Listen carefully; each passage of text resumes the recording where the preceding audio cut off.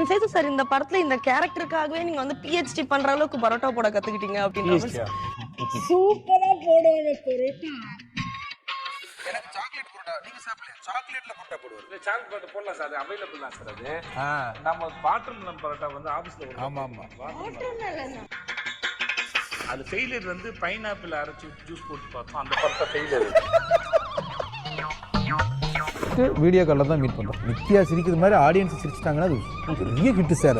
ஏன்னா வீடியோ காலில் இப்படி ஜூமில் இருப்பாங்கல்ல, இப்படி போயிட்டு முன்னால் வந்து இப்படி போவாங்க, இப்படி போயிட்டு திருப்பி இப்படி இப்படி அப்படி வந்துட்டு. என்னைக்காவது யோசிச்சுல இவட்ட வந்து மாட்டிக்கிட்டோமோன்னு யோசிச்சிருக்கீங்களா? இல்லை நிறைய தடவை நினச்சிருக்காங்க ரெண்டு பேரும். யார் பாப்பாவை தூக்கி நீங்கள் வச்சுக்கிட்டீங்க, ஒரு வேடிக்கை பார்க்க வந்தாங்க. இது உங்கள் பிள்ளையா அப்படின்னாங்க இவங்க. எனக்கிட்டே வந்து நிறைய பேர் கேட்டிருக்காங்க, நான் ஆமான்றுவேன். ஆகாசவரன் நடிக்கிறதுக்கு உங்கள்கிட்ட பேரசி டஃப் கொடுக்கணும். பேரசி பேசினா ஆகாசவரன் டாம் அண்ட் ஜெரி அந்த மூடு தான் படம் ஃபுல்லாகவே இருக்கும். கதை எழுதும்போது எனக்கு சேது சார் தான் தோணார், இவர் தான் அதை பண்ண முடியும் அப்படின்னு. சில பேர்லாம் என்கிட்ட கேட்டாங்க சார், நித்யா உங்களுக்கு காம்படிஷன் சேலஞ்சிங்காக. நான் ரொம்ப ரசித்தேன். இப்போ நல்லா நடிக்கிறாங்கன்னா நான் தான் நித்யா ஃபர்ஸ்ட் ஃபேன். நேயர்கள் அனைவருக்கும் வணக்கம். நான் உங்க பிரீத்தி சுரேஷ். அண்ட் இன்னைக்கு நம்ம டாக் ஆஃப் த டவுன்ல இருக்கிற ஒரு சூப்பர் ஹிட்டான திரைப்படத்தோட டீம் தான் நம்ம கூட இருக்காங்க. நம்மளோட விஜய் சேதுபதி அவர்கள், நித்யா மேனன் அவர்கள் அண்ட் டைரக்டர் பாண்டியராஜ் அவர்கள். எஸ், உங்களுக்கே தெரிஞ்சிருக்கும் தலைவன் தலைவி டீம் தான் இருக்காங்க. வணக்கம் வணக்கம் வணக்கம். எப்படி இருக்கீங்க மூணு பேரும்? நல்லா சூப்பரா சந்தோஷமா. அண்ட் சார், சில திரைப்படங்களை வந்து நம்ம வந்து ட்ரெய்லர், டீசர் இந்த மாதிரி விஷயங்களை பார்க்கும்போது தான் படம் பார்க்கலாமா வேணாமான்னு வந்து ஆடியன்ஸ்குள்ள ஒரு ஜட்ஜ்மெண்ட் வரும். படத்தோட போஸ்டர் பார்க்கும் போதே படத்தை போய் பார்த்துடணும்ப்பா ரிலீஸ் ஆன உடனே அப்படின்ற ஒரு இம்பாக்ட் கிடைச்சிருக்கு. இவங்க ரெண்டு பேரை பத்தி சொல்லுங்க. போஸ்டர் பார்த்தா தோணுது இல்லை? தோணுது, எல்லாருக்கும் தோணுது. சந்தோஷம். நம்ம ரெண்டு பேர் பத்தி, உங்க ரெண்டு பேரை பத்தி பேச சொல்லுங்க. உங்க ரெண்டு பேரை பத்தியா ஆகாசவரன் பேரரசியை பத்தி பேசணும்? உங்களை பத்தி பேச மாட்டேன். நம்ம நித்யா மேனன் விஜய் சேதுபதி பத்தி பேசுவோம். அவங்கள பத்தி பேச மாட்டேன். ஆகாச வீரனையும் பேரரசியை பத்தி தான் பேசுவேன். என்ன சார்? எதையாவது பேசுங்க சார். சார், நித்யா மேனனையும் விஜய் சேதுபதி மீட் பண்ணி தானே சார் ஆகாஷ் வீரனாவும் பேரரசியை மாத்துறீங்க? இல்ல சார், கதை அங்க தானே சார் ஆரம்பிச்சது. அவங்க எழுதும்போது நம்மள மைண்ட்ல வெச்சு தான் எழுதுனாங்க. கதை சொல்லலாம்ல. கதை ஆரம்பிச்சது அங்கே சார். ஆனா எனக்கு வந்து இன்னமும் அந்த ஆகாச வீரனும் பேரரசி மட்டும்தானே சேர்த்துடுறாங்க. சரி பேசுங்க சார். அதான் இது கதை எழுதும்போதே வந்து ஒரு 50-50 தான். ஹீரோ கேரக்டர், ஹீரோயின் கேரக்டர் ரெண்டுமே வந்து ஈக்குவலான இது இருந்தது. அப்போ வந்து சீன் பார்க்கும்போதே அது செம்ம டஃப்பாக இருந்தோம் இது. ஏன்னா ஒரு ஆகாசவரன் நடிக்கிறதுக்கு உங்களுக்கு பேரரசி டஃப் கொடுக்கணும். பேரரசி பேசினா ஆகாசவரன் டாம் அண்ட் ஜெரி அந்த மூடு தான் படம் ஃபுல்லாகவே இருக்கும். அதுக்காக தான் ரக்கடு லவ் ஸ்டோரின்னு வச்சோம். அப்போ இந்த ஆகாசவரன் யார் அப்படிங்கும்போது கதை எழுதும்போது எனக்கு சேது சார் தான் தோணார், இவர் தான் அதை பண்ண முடியும் அப்படின்னு. ஏன்னா இவர் மட்டும்தான் பண்ண முடியும். அதை நான் உண்மையாகவே சொல்லுவேன். ஏன் மற்றவங்களாம் பண்ண முடியாதா அப்படின்னா பண்ணவே முடியாது. ஏன்னா இந்த படம் பார்க்கும்போது அது தெரியும். ஏன்னா உங்களுக்கு வந்து ஒரு மாதிரி அந்த கதை ஸ்டார்ட் ஆகிறதே வந்து ஒரு மாதம் ஸ்டார்ட் ஆகும். மாதம் போயிட்டு இருக்கிற நேரத்தில் திடீர்னு எமோஷனாக மாறும், எமோஷன் வந்து காமெடியாக மாறும், காமெடி வந்து எமோஷனாக மாறும். குழப்பம் கதையே வந்து அந்த கேரக்டர் வந்து மாறி மாறி பண்ணணும். அது எல்லா ஹீரோவும் பண்ணும்போது அது ஏற்றுக்க முடியுமான்னு தெரியாது. புரியுதுங்களா? காமெடி பண்ணிக்கிட்டே இருப்பார், அது சீரியஸாக மாறும், சீரியஸ் மாறுறது காமெடியாக மாறும். அப்போ மாறிக்கிட்டே இருக்கும் அந்த கேரக்டருடைய ஆர்க்கே வந்து ஒரு மாதிரியான. நித்யா தான் ஒரு இன்டர்வியூவில் சொன்னாங்க, இது என்ன ஜேனர்னே சொல்ல முடியாது அப்படின்னு. அந்த மாதிரியான ஒரு படம் தான் இது. இப்போ இது ஃபேமிலி ட்ராமா அப்படின்னு சொல்லிட்டு போயிட முடியாது, இது ஒரு லவ் ஸ்டோரின்னு சொல்ல முடியாது. இதுக்குள்ள எல்லா ஜேனருமே இருக்குது. அப்போ அந்த கேரக்டர் மூடு மாறிக்கிட்டே இருக்கும். அதுக்கு வந்து சேது சார் செம்ம ஆப்டாக இருப்பாருன்னு தோணுது. அது சூப்பராகவும் அது நல்லா வந்து அது படம் பார்க்கும்போது நானே சூப்பர்னு சொல்கிறத விட உங்களுக்கு டீசர் பார்க்கும்போது நீ அடுத்து ட்ரெய்லர் இது வந்து பார்க்கும்போதே தெரிஞ்சிடும், ஓகே அவர் சொன்னது கரெக்டு அப்படின்னு. அப்போ ஆப்போசிட்டு அப்படின்னா அதுதான் அதுக்கு கரெக்டாக கவுண்டர் கொடுக்குற ஒரு கேரக்டராக இருக்கணும். அப்படிங்கும்போது எனக்கு கதை எழுதும்போது நித்யா தான். எனக்கு உண்மையிலே சொல்கிறேன், ஒவ்வொரு படத்துலையுமே அது மொதல் படத்தில் இருந்து போன படம் வரைக்கும் நான் ஒரு கேரக்டரை நினச்சி எழுதுவேன்.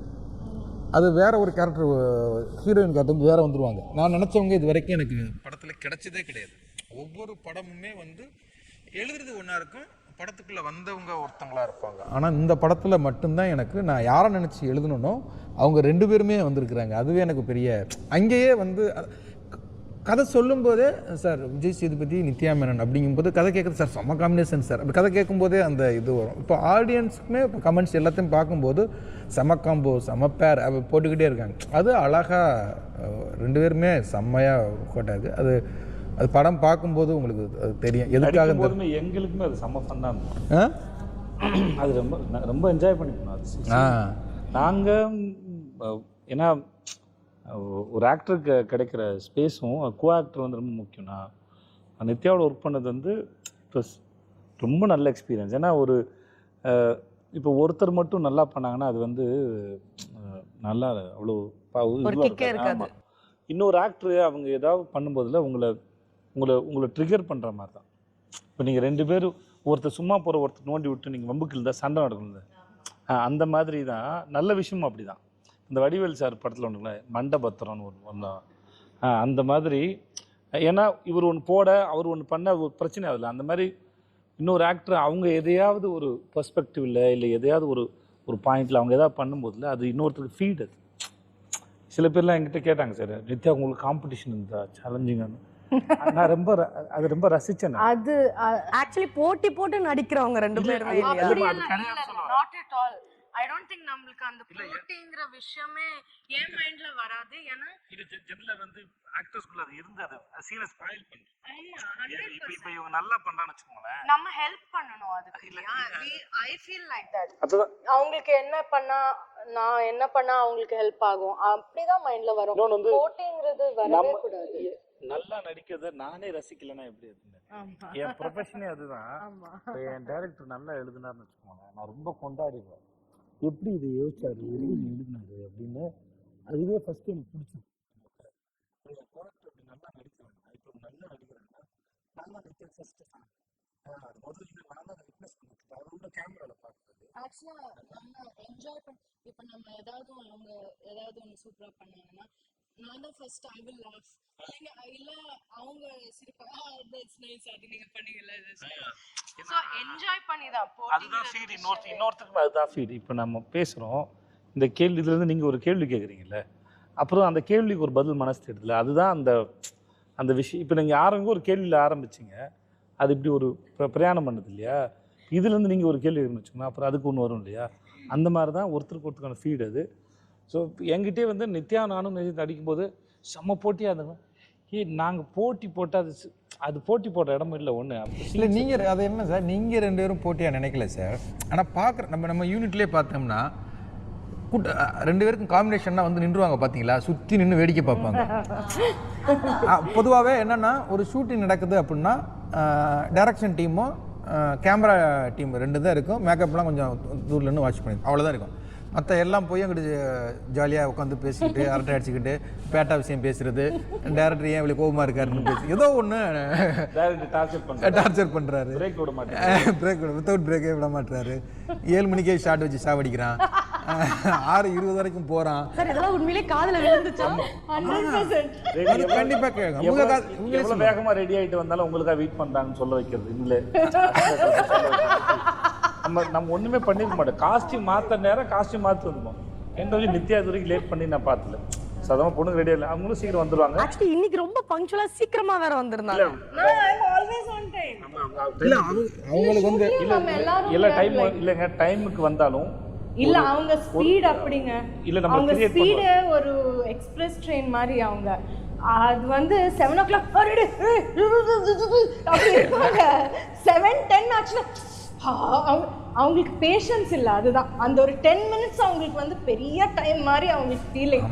அதுதான் 10 நிமிஷம் அப்படிங்கிறது வந்து நமக்கு அது பெரிய டைம். இப்போ இங்கே ஸ்டார்ட் ஆகும்போது எனக்கும் வருது, ஏன் ஷூட்டிங் மாதிரி ஏன் இன்னும் ஸ்டார்ட் பண்ணாமல் இருக்கிறாங்க அப்படின்னு.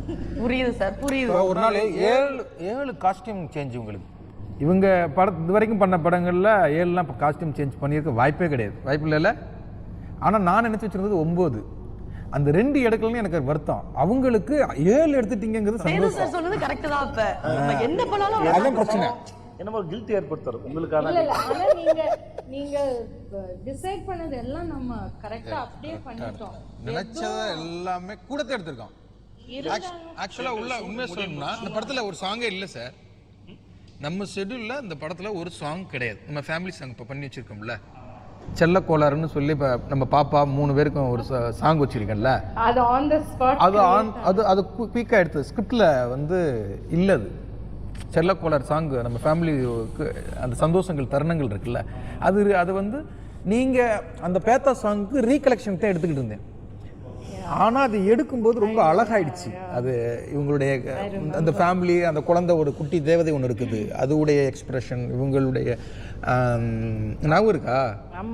யார் பாப்பாவை தூக்கி நீங்கள் வச்சுக்கிட்டு இருந்தீங்க, வேடிக்கை பார்க்க வந்தாங்க, இது உங்கள் பிள்ளையா அப்படின்னாங்க. இவங்க ஷாக் ஆகிட்டாங்க, ஏன் பிள்ளையா அப்படின்னு. மகிழ் வந்து உங்கள் மாதிரியே இருக்கும், உங்கள் சாயல் மாதிரியே இருக்கும், உண்மையாகவே அம்மா பொண்ணு மாதிரி இருப்பாங்க. அவங்க சோபனாவோட பாப்பான்னு சொன்னாங்க. எனக்கு அது சோபனாவோட இதுன்னு சொன்னாங்கல்ல, சோபனாவோட பாப்பா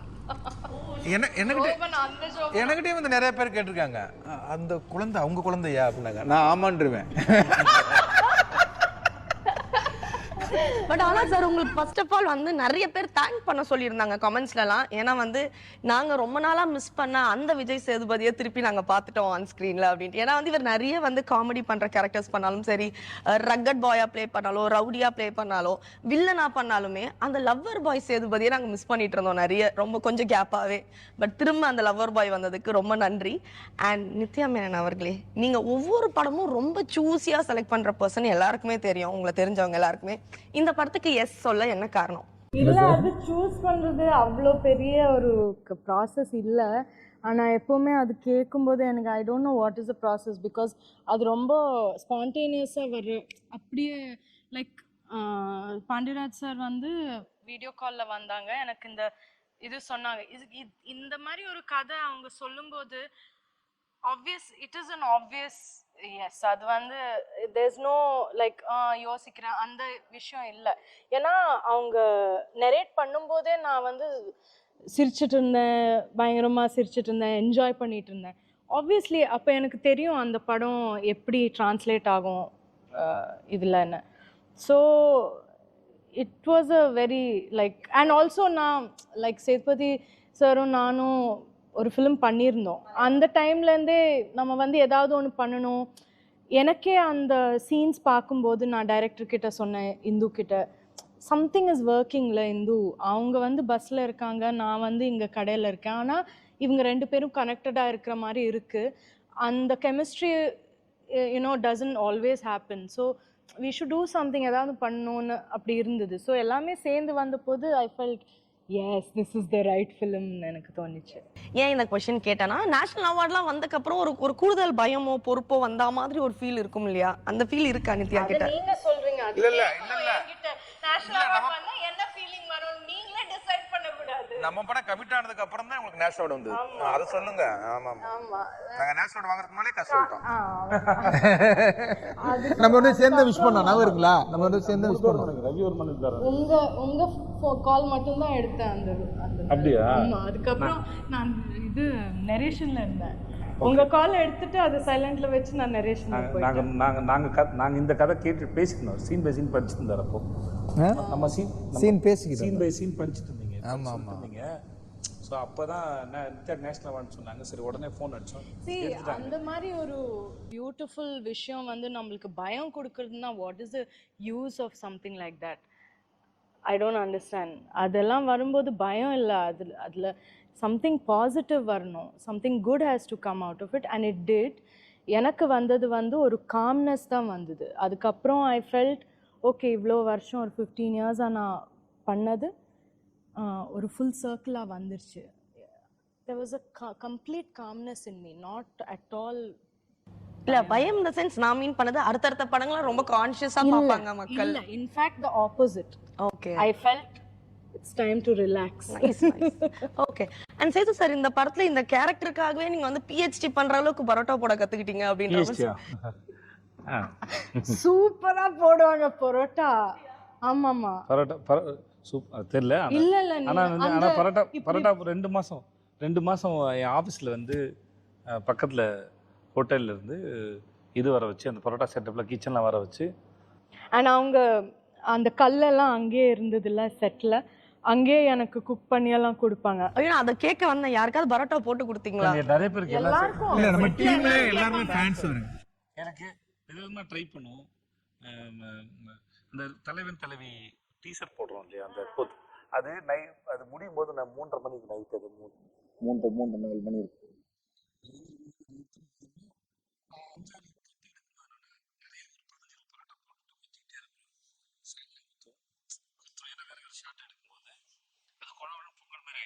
நல்லா இருந்தது நம்ம நிறைய நேரம் இருக்குல்ல. அப்புறம் எதுக்கு கடை திறந்துட்டாங்க, நெய் டப்பா வாங்கிட்டு வாங்க, கொஞ்சம் முந்திரி வாங்கிட்டு வாங்க சொல்லிட்டு நெய் முந்திரி கொஞ்சம் மிளகு போட்டு எப்படிமா இருந்தது பொங்கல் பண்ணாங்க. அந்த பரோட்டா பொங்கல் வந்து டப்புன்னு சேல்ஸ் ஆயிடுச்சு. எல்லாரும் பரோட்டா பொங்கல் ஆயிடுச்சு. பொங்கல் ஆமா பரோட்டாவே பொங்கல் ஆயிடுச்சு. சார் ஹோட்டல்லே ஒரு புது ரெசிபியா ஆட் பண்ணலாம் போல. ஆமா கைவசமா தொழில் இருக்குது. அப்புறம் இங்க பண்ணும்போது சார் ஆபீஸ்க்கு வரும்போதெல்லாம் வந்து கொத்து பரோட்டா போட்டு கொடுத்துருக்கேன், வரவங்களாம் போட்டு கொடுத்துருக்கேன். எனக்கு ஆம்லெட் அன்னைக்கு பண்ணீங்களே, இப்போ நினைப்பேன் அந்த I wish I hate like that. இல்ல உங்களுக்கு சாக்லேட் பரோட்டா பண்ணாரு. இல்ல இல்ல இல்ல இல்ல சாக்லேட்ல இல்ல ஒரு ஆம்லெட் ஒன்று போட்டு கொடுத்துருக்கேன். எனக்கு பயங்கரமா பசிச்சிருது. வெங்காயம் பச்சை மிளகாலாம் போட்டு எனக்கு அதெல்லாம் வதக்கி அது உப்புல அந்த கல்லுல ஒரு நைஸ். எனக்கு சாக்லேட் பரோட்டா நீங்க சாப்பிடலையா? சாக்லேட்ல பரோட்டா போடுவாரு. சாக்லேட் பரோட்டா போடலாம் சார், அது அவைலபிள் தான் சார். அது நம்ம வாட்டர்மெலன் பரோட்டா வந்து ஆபீஸ்ல ஆமா ஆமா நிஜமாதான் பேசுறீங்களா? வாட்டர்மெலன் பரோட்டாவா? வாட்டர்மெலன் பரோட்டா அது ஃபெயிலியர் வந்து பைனாப்பிள் அரைச்சு ஜூஸ் போட்டு பார்த்தோம், அந்த பரோட்டா ஃபெயிலியர் ஆயிடுச்சு. ஏன்னா எனக்கு தெரியாதுல்ல, அதனால கண்டுபிடிக்க தானே படத்துக்கு எதாவது கண்டுபிடிப்போம்னு சொல்லிட்டு தான் அவர் சொன்னார் ஆகாச வீரன் பரோட்டான்னு ஒன்று கண்டுபிடிங்க அப்படின்னாப்புல. ஸோ உட்காந்து ஒரு நாள் வந்து பால் பரோட்டா வழக்கம் பால் ஊற்றி பண்ணுறது தண்ணி ஊற்றி பண்ணுறது எல்லாம் பண்ணிட்டு இருந்தோம். மாஸ்டர் இருந்தார். அப்புறம் ஒரு நாள் வந்து சரி வாட்டர்மெலன் வந்து அந்த தண்ணியாக இருக்குன்னு சொல்லிட்டு அதை அரைச்சி போட்டால் நிஜமாக நல்லா இருந்தது, வாட்டர்மெலன் பரோட்டா நல்லா இருந்தது. அப்புறம் ஷூட் அப்போ வந்து சார் சொன்னார் இன்னொரு ஆகாசவரம் பரோட்டா ஏதாவது ஒன்று பண்ணலான்னு போது கொத்து பரோட்டா ரெடி பண்ணிட்டு பைனாப்பிளை லைட்டாக டோஸ்ட் பண்ணி சைடில் வச்சு அது ஒன்று ட்ரை பண்ணி பார்த்தோம் இந்த மாதிரி. அப்புறம் வந்து ஒரு 3-in-1 காஃபி பவுடர் இருக்குது. தோசையை ஊற்றி அது மேலே அந்த காஃபி இது போட்டு அது ஸ்வீட் இருக்கும். அது ஆக்சுவலாக அதுவும் சக்ஸஸ்ஃபுல் காமிப்பாங்க. உண்மைதான் கேட்டு பாருங்க. இன்டர்நேஷனல் ஷெஃப் அளவுக்கு வித்தியாசமா சொல்லிட்டே இருக்கீங்களே. சும்மா சைடு அதுக்கு ரெசிபி காம்பினேஷன் சும்மா ட்ரை பண்ணி நம்ம வேணும்னா நம்ம ஒரு ஹோட்டல் ஸ்டார்ட் பண்ணலாம். தலைவன் ஒரு ஹோட்டல் வச்சுட்டா இன்வெஸ்டர் ரெடியா இருக்கலாம். சரளா ஒரு ஷெஃப் சேது வெட்டி பாக்குறாரு உள்ள இருந்து. நைஸ், நிறைய கிரியேட்டிவா பண்றாரு. சார் எனக்கு உங்ககிட்ட பர்சனலா ஒரு क्वेश्चन கேட்கறேன். உங்களுக்கு ஏன்ற ஆல்பபெட் ரொம்ப பிடிக்குமா? என்னது ஏ ஆல்பபெட் ஏ உங்களுக்கு ரொம்ப பிடிக்குமா? ஏன்னா உங்களோட நிறைய படங்கள்ல வந்து ஹீரோஸோட நேம் அதுல தான் நான் பாத்திருக்கேன். ஹீரோஸ் அன்பு அரசன், அன்புக்கு அரசன், அரும்பொன், அதுக்கப்புறம் அமுதவேல், அதுக்கப்புறம் இப்ப நம்மளோட ஆகாச வீரன். நீங்க சொல்றதுக்கு அப்புறம் இல்ல என் பையன் பேரு அன்புக்கரசு. ஆனா பசங்கள்ல அன்புக்கரசு பேர் வச்சதுனாலதான் அந்த பேர் அவனுக்கு வச்சேன். நீங்க சொல்றது மாதிரி இப்ப பரவாயில்ல ஆராய்ச்சி பண்ணிருக்கீங்க. நான் யோசிக்கிறேன் அப்படிலாம் இல்ல அவரையும் யோசிக்க வச்சு நல்ல விஷயம். நல்லா பரவாயில்ல நல்லா ஸ்டடி பண்ணிருக்கீங்க. ஆகாச வீரன்ற பேர் ஏன் வந்தது இந்த கதையில? இல்ல இது ஆகாச வீரன்கிறது வந்து இமயமுடைய சிறுகதை படித்தேன். அதில் வந்து அவங்களுடைய குலதெய்வம் பேர் வந்து ஆகாச வீரன். அந்த பேர் வந்து எனக்கு ரொம்ப பிடிச்சிருந்தது. நான் அப்புறம் அவர்கிட்ட வந்து அந்த சிறுகதையை ரைட்ஸ் வாங்கி அந்த பேரை நான் யூஸ் பண்ணிக்கிட்டேன். நம்ம யோகி பாபு போர்ஷன் சின்ன இதுவும் அந்த சிறுகதையிலிருந்து எடுத்து அவருக்கு அந்த நாங்கள் எல்லாம் படம் முடிஞ்சிச்சுமா. கடைசி நாள் ஷூட் முடிஞ்சிடுச்சு. கருப்பு கோயில் தான் ஷூட் முடித்தோம். முடிச்சுட்டு அங்கே சாமி கும்பிட்டோம். பார்த்தா சாமி சிலைக்கு பக்கத்து லெஃப்ட்ல அங்கே கோயிலாம் வேல் வச்சிருப்பான். ஓகே, அப்போ ஒரு தூண் மாதிரி வச்சிருந்தாங்க. ஆமா, விளக்கு தூண். நான் கவனிக்கவே இல்லை. பார்த்தா அதுல ஒரு ஆகாச வீரன் ஒரு பேர் வச்சு ஆகாச வீரன் வம்சம் இருக்கு. ஆகாச வம்சம் வச்சிருக்காங்க. எல்லாருமே வந்து எல்லாரும் ரொம்ப ஆச்சரியம். என்ன ஆச்சரியம் எனக்கே தெரியாது. நான் அந்த கோயிலுக்கு தூண்டிகருப்பர் கோயில் செம்ம வைபான கோயில். அது சூப்பரா இருக்கும். ஒரு 2-3 லட்சம் அம்பு வேலா இருக்கும் நேர்த்திக்கடன். அதாவது அங்கே போய் அந்த சாமியை கும்பிட்டு நிவர்த்தி ஆனவங்க கொண்டாந்து வச்சுருப்பாங்க. செம்ம வைபான கோயில். நான் அந்த கோயிலுக்கு பல தடவை போயிருக்கேன். ஆனால் நான் அதை பார்க்கவே இல்லை. ஷூட்டிங் பண்ணிகிட்டு இருக்கும்போது ஆகாசவன் சொல்லுவாங்கல்ல, அங்கே உள்ள பூசாரிகளுக்கெல்லாம் பயங்கர சந்தோஷம். நான் வந்து அங்கே உள்ள பேரை எடுத்து தான் இவருக்கு ஹீரோக்கு பேராக வச்சுருக்கேன். அப்போ டைட்டிலே ஆகாசவீரன்லாம் ரூமர் வந்தது பார்த்தீங்களா? அது வந்து எல்லாத்துலேயும் அந்த ஆகாசவீரன். அப்புறம் தான் வந்து இதை பார்த்தா நீங்கள் வச்சுங்கன்னு கூட்டிய கொண்ட காமிக்கிறாங்க. அந்த பில்லரில் ஆகாச வீரன் வம்சம் அப்படின்னு இருக்கு. எனக்கே சர்ப்ரைஸாக இப்போ நாங்கள் சார்ட்டு குடிச்சா என்ன சார் இது அப்படிங்கிறது. ஆனால் நான் வந்து இமயத்துடைய சிறுகதையில் உள்ள ஆகாச வீரன் பேரை தான் நான் எடுத்திருந்தேன். அதுவே வந்து செம்ம சர்ப்ரைஸ். ஆகாச வீரன் பில்லர் இருக்குல்ல, ரொம்ப ஸ்ட்ராங்காக இருந்தது. ரொம்ப ஸ்ட்ராங்காக நல்ல இந்த அகலத்துக்கு இருந்த பில்லர், இந்த அகலத்துக்கு இந்த பில்லரு நாங்களுமே ஷூட்டிங் முடிகிற வரைக்கும் கவனிக்கல. இந்த வாடி என் பொட்டல முட்டாய் சாங்கோட லீடு வந்து கடைசி நாள் எடுத்தோம். லாஸ்ட் டே நைட் ஒரு 9 மணிக்கு என்னமோ எடுத்துனாங்க. நைட்டு 9 மணிக்கு எடுத்தோம். முடிச்சுட்டு எல்லாரும் சாமி கும்பிட்டோம். எல்லாரும் சரி கோயில் எல்லாம் முடிஞ்சு நல்லபடியாக முடிஞ்சதுக்கு சாமி கும்பிட்டுருந்தோம். சாமி கும்பிட்டு அப்புறம் தான் பார்த்தா, அப்போ தான் டைரக்டர் தான் காமிச்சார். சார் பக்கத்தில் பாருங்க சார்னா அது ஆகாசம். அது எங்களுக்கு பெரிய சர்ப்ரைஸாக இருந்தது. ஒரு நல்ல ஒரு ஹாப்பி மொமெண்டா இருந்திருக்குல்ல அதை பார்க்கும்போது. ஹாப்பி இல்லை, அது ஒரு ரொம்ப ஆச்சரியம். சம்டைம்ஸ் வந்து ஏன்னா ஆகாசி வீரங்க பேர் இவர் சொல்றதுக்கு முன்னாடி இல்லை, இவர் சொல்றதுக்கு முன்னாடி நாங்கள் எங்கேயும் கேள்விப்பட்டது இல்லை. ஆனா அந்த ஒரு என்ன சொல்றது, கடவுளோட ஒரு பிரசன்ஸ் எப்பவுமே ஃபிலிம்ல இருந்தது.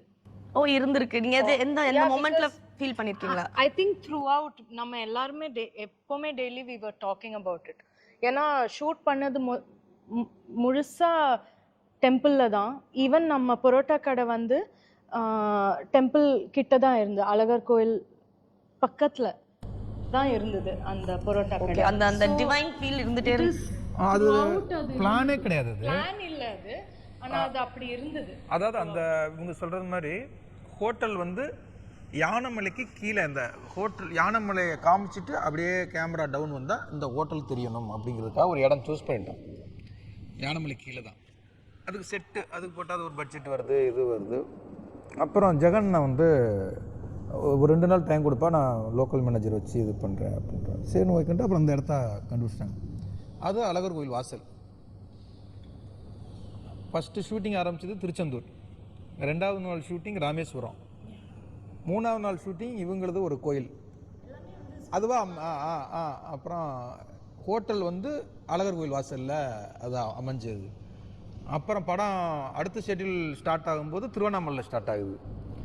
அப்புறம் இந்த தூண்டிக்கருப்பர் கோயிலில் ஒரு பெரிய முக்கியமான போர்ஷன் இருக்குது. அந்த கோயில் பர்மிஷனே கிடையாது, தரவே முடியாது அப்படின்ட்டாங்க. நாங்கள் தரவே மாட்டோம் அப்படின்ட்டாங்க. அப்புறம் கொஞ்சம் இல்லைங்க, கதையாக இங்கே நடந்தால் நல்லாயிருக்கும், இந்த இடம் ஒரு வைப்பாக இருக்குது அப்படின்னு சொன்னேன். ஓகே, தூண்டிக்கருப்பர்கிட்ட நாங்கள் பூ போட்டு பார்ப்போம், அவர் பூ போட்டு பார்ப்போம், அவர் ஓகே சொன்னால் தான் நாங்கள் தருவோம் அப்படின்ட்டாங்க. இதை எங்கள் மேனேஜர்கிட்ட சொல்லியிருக்காங்க. அப்படின்னு அவங்க ஓகே அப்படின்ட்டு போய் சாமி கும்பிட்டு போட்டிருக்காங்க, கொடுக்கல. பூ போட்டு பார்த்துருக்காங்க, இல்லை கிடைக்கல அப்படின்னோடனே செட்டு போடுங்கன்ட்டாங்க. ப்ரொடக்ஷன் சைடில் செட்டு போடுங்க, இத்தனை வேல் அடிப்போம், அம்படிப்போம், இடம் பார்க்குறாங்க. எனக்கு வந்து அந்த இடம் எப்போ பார்த்தோன்னோ இங்கே ஒரு படம் எடுக்கணும் அப்படிங்கிறது எனக்கு மைண்டில் ஃபிக்ஸ் ஆகிடுச்சு. அப்புறம் நான் போய் கேட்குறேன், நான் டைரக்டர், நான் அந்த கதையை எழுதுனவன், நீங்கள் ஏன் யாரையோ வச்சு பூ போட்டு பார்த்தீங்க, என்ன ஒரு தடவை பூ போட்டு பாருங்கன்னு சொல்கிறேன். சரி ஓகே, டேரக்டர் வச்சு ஒரு தடவை பூ போட்டு பாருங்கன்னு சொன்னாங்க. எனக்கு குறி வந்துருச்சு, பண்ணிக்கலாம் அப்படின்னு. அதுவே ஒரு பெரிய சர்ப்ரைஸாக இருந்துச்சு. எல்லாரும் சாக்காடு, எது கிடச்சிருச்சா அப்படின்னு சொல்லி. அது உண்மையிலேயே ஆல்மோஸ்ட் 20-25 டேஸ் அந்த டெய்லி போகும்போது டெய்லி போய் ப்ரே பண்ணி தான் நம்ம போவோம். ஸோ அந்த ப்ரெசன்ஸ் எப்பவுமே நைஸ். கேட்கும் போதே வந்து நல்லா இருக்கு, எனக்கும் அந்த ஃபீல் வந்து புரியுது. நீங்க எவ்வளவு வந்து இல்லை, இந்த படம் முடிஞ்சதுக்கு அப்புறம் நிறைய பேர் அந்த கோயிலுக்கு போவாங்க. கண்டிப்பா நம்ம ஆட்களே சார் நிறைய பேர் நேர்த்திக்கடன் பண்ணி நிறைய, நம்ம ஜெகன் நினைக்கிறது நடந்துச்சு. ஒரு நேர்த்திக்கடன் வந்துச்சு, வேல் வாங்கி வைப்பாங்க அங்கே பேர். ஓகே, எஸ், கண்டிப்பா நீங்க சொன்னக்கப்புறம் அந்த கோயிலை போய் எல்லாருமே பார்ப்பாங்க நம்புறேன். அண்ட் அதே மாதிரி அந்த நீங்க சொன்ன மாதிரி அந்த இடத்துல நிறைய 30 நாள் கிட்ட ஷூட் பண்ணியிருக்கீங்க, செருப்பே போடாம ஷூட் பண்ணிட்டு இருந்தீங்கன்ற மாதிரி கூட ஒரு விஷயம் கேள்விப்பட்டோம். கோயிலுக்குள்ளேயே சொல்றீங்க? கோயிலுக்குள்ள தானே இது. Okay okay okay. ஆனா அந்த மண் வந்து செம்மண்ணு, கால்லாம் அப்படியே எல்லார் காலும் I think it took lot of time அதை க்ளீன் பண்றதுக்கு. டெய்லி இல்ல கால்லாம் பாலம் ஆயிடுச்சு. ஆமா, ஃபுல்லி அண்ட் ரெட் ஆயிடுச்சு காலெல்லாம். ஹீரோவை கன்வின்ஸ் பண்றதே கஷ்டம் தான் இந்த மாதிரி விஷயங்கள்ல வந்து. ஏன்னா இப்ப வெயில் எப்படி இருக்குன்னு நம்ம எல்லாருக்குமே தெரியும். ஹீரோயின் எப்படி கன்வின்ஸ் பண்ணீங்க? சுட மண்ணுல நடந்து போகணும். அவங்க அந்த கேரக்டர் எனக்கு இன்னும் ஞாபகம் இருக்கு. நான் அவங்கள மீட் பண்ணது கிடையாது, இவங்க படத்தை பார்த்துட்டு நான் பேசுனது கிடையாது.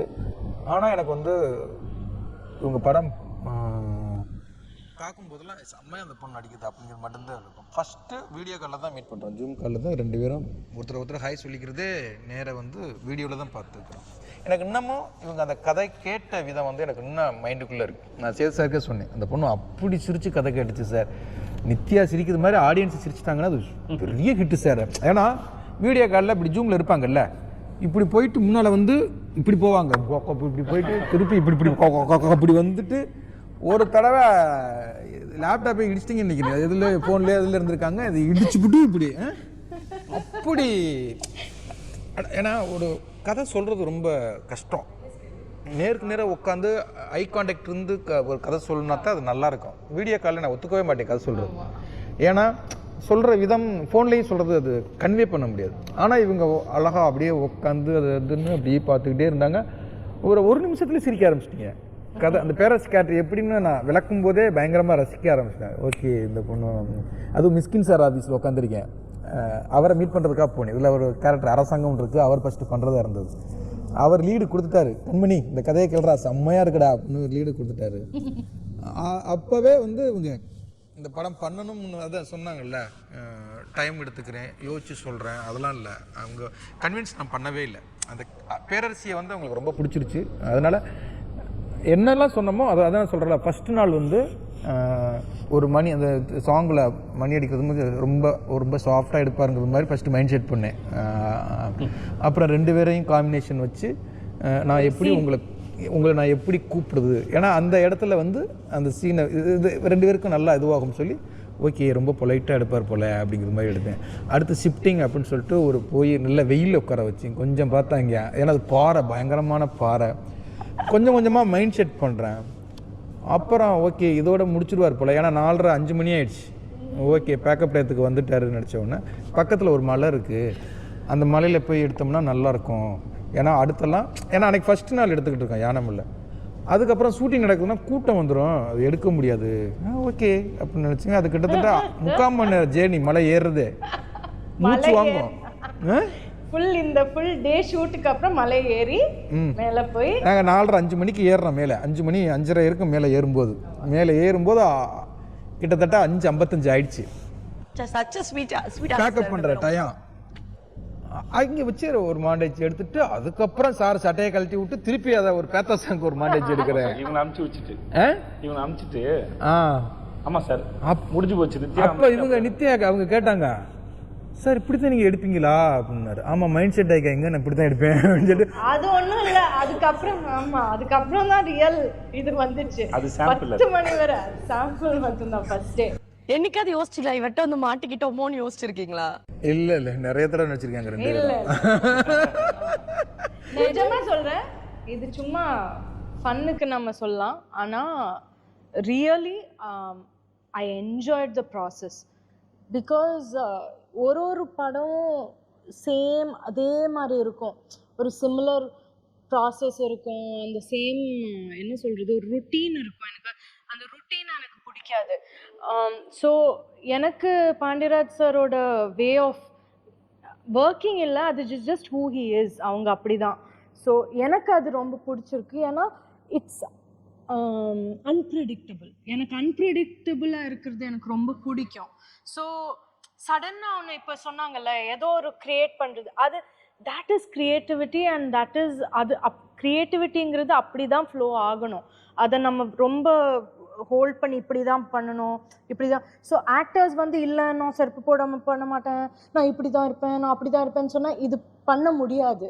அதனால தான் அவங்களுக்கு அவ்வளோ ஒரு ஹீஸ் யூனோ என்ன சொல் impatient. Because and the creativity for him it flows very naturally and I enjoy அது வந்து நான் எனக்கு ரொம்ப பிடிக்கும்.